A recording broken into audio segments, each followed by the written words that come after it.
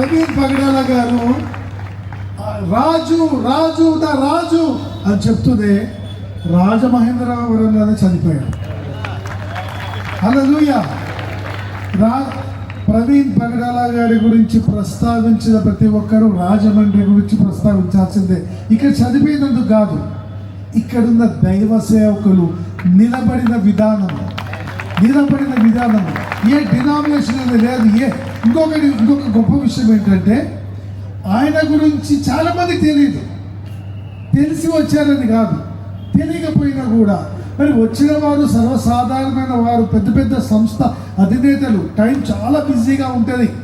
అటువంటి వారు నిలబడి ఈ అగ్నిని మండించారు. ఇక్కడి నుంచి బాడీ బయలుదేరకముందే అక్కడ పోలీసులు భయపడిపోతుంది, ఏమైపోతుందో ఎలా అయిపోతుందో అని చెప్పి బెన్నర్ గారికి నన్ను అక్కడెక్కడైతే చర్చ్లో జరిపించామో చర్చ్ ప్రెసిడెంట్ గారిని పిలిచి వారు మాట్లాడుతూ ఉన్నారు. చాలా విషయాలు భయపడ్డారు, ఇప్పటికీ భయపడుతున్నారు. ఎందుకంటే క్రైస్తవులు ఏంటి అసలు ఇంతగా ఉన్నారు, వేలుగా లక్షలుగా వస్తున్నారు, కానీ సమాధానంగా ఉంటున్నారు, శాంతంగా ఉంటున్నారు. సడన్గా బర్స్ట్ అయిపోతారేమో అని వాళ్ళ భయం.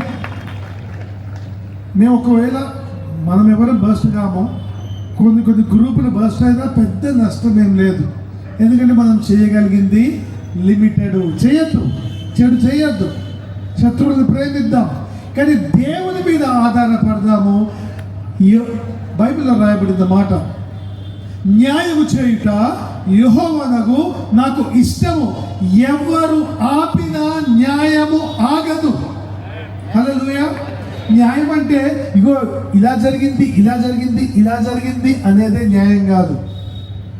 న్యాయస్థానానికి వెళ్ళినప్పుడు తీర్పు అనేది ఒకటి ఉంటుంది. నేను తీర్పు గురించి మాట్లాడుతున్నప్పుడు బహుశా మీరు శిక్ష గురించి మాట్లాడుతున్నా అనుకుంటారేమో. కాదు, శిక్ష అవ్వకపోవచ్చు. అదిగా నేను మాట్లాడేది. మనము ఎక్స్పెక్ట్ చేసే ఎండ్ రిజల్ట్ మార్పు. ఆ వ్యక్తిలో, ఆ సంస్థలో, వారిలో మార్పు. స్టెఫను రాళ్ళతో కొట్టబడి చంపబడితే అక్కడ సౌలు నిలబడి ఉన్నాడు. ఆయన అపోస్తలుడైన పౌలుగా మార్చబడ్డాడు. కాబట్టి దేవుడు ఇట్టి గొప్ప కార్యము జరిగించును గాక. Thank you very much. Thank you sir.